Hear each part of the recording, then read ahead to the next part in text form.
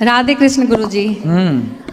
Last time मैं आपको national news पे डिबेट पे मिली थी और उस टाइम पे मैंने आपके लिए कुछ गलत बोला था।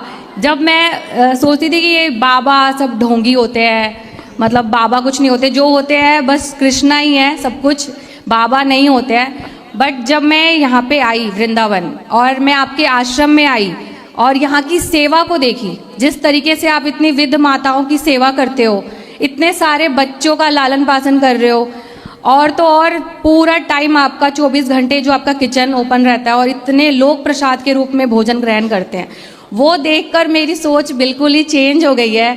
और आपको जब मैंने नेशनल न्यूज़ पे देखा था तो मुझे आपको देखते ही लगा था यार मैं कुछ गलत बोल रही हूँ। आप में ना कृष्णा की झलक दिखी मुझे, और पहली बार ऐसी लाइफ में है कि मैं अगर किसी को मानती हूँ तो वो आप हो, और इतनी दूर से दोबारा आपसे मिलने आई हूँ मैं यहाँ पे। मैं आपका परिचय करा दूँ। मैं एक बार न्यूज में गया था, जिस न्यूज में एक बहन ने बोला था कि मैं शराब पीती हूँ, है ना, वो शराब पीने वाली बहन के बगल में यही बैठी थी है ना जी। तो उस समय ये मेरे से सवाल मैंने नहीं बोला था कि मैं शराब पीती हूँ हाँ, आपने नहीं उन्होंने बोला नहीं, आपने नहीं बोला, आप उनके बगल में बैठी थी। हाँ, उस समय न्यूज में एंकर में ये भी थी मेरे सामने डिबेट में जी। तब ये गौरी गोपाल को जानती नहीं थी, तो ये बहुत क्रॉस क्वेश्चन कर रही थी उस समय कि ये गलत है वो गलत है, लेकिन जब यहाँ के देखा तो देखो इन्हें सब अच्छा लगा। जी बिल्कुल।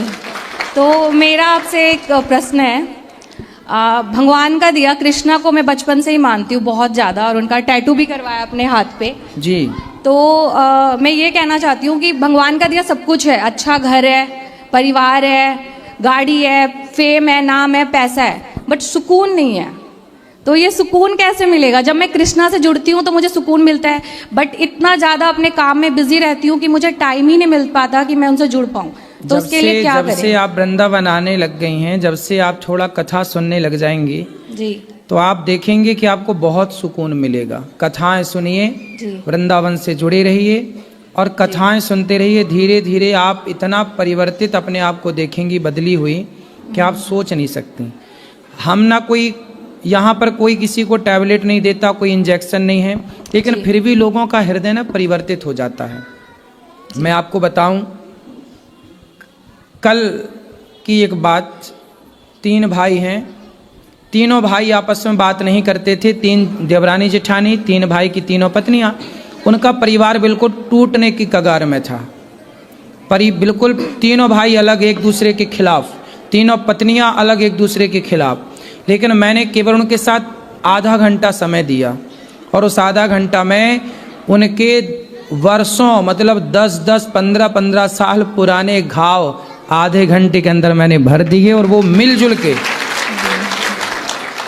इसी कथा में वो एंजॉय कर रहे हैं। पूरा परिवार अब साथ में घूम रहे हैं, तीनों जेठानी देवरानियां, तीनों भाई सगे।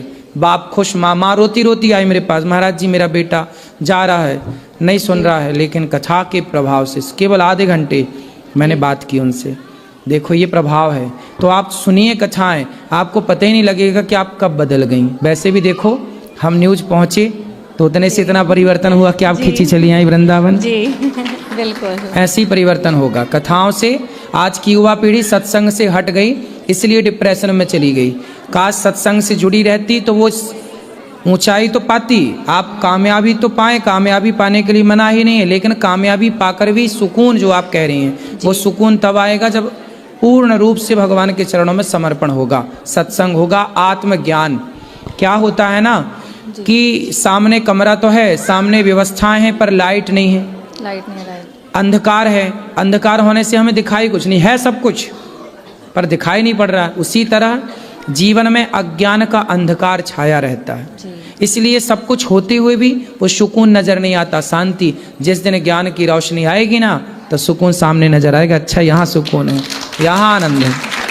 अब तो वैसे भी वृंदावन हर महीने आऊंगी, क्योंकि आप में कृष्णा को जो देखा है, तो हर महीने आपको देखना तो जरूर आऊंगी। खुश रहिए, राधे कृष्णा, सुखी रहिए। राधे राधे महाराज जी। ये पहले न्यूज एंकर हैं, मतलब न्यूज में बैठ के इनका हृदय इस तरह परिवर्तित हुआ। लोग इसलिए लोग देखो, मैं न्यूज भी इसलिए जाता हूँ कि न्यूज वालों को भी पकड़ के भगवान के चरणों तक पहुँचाऊँ।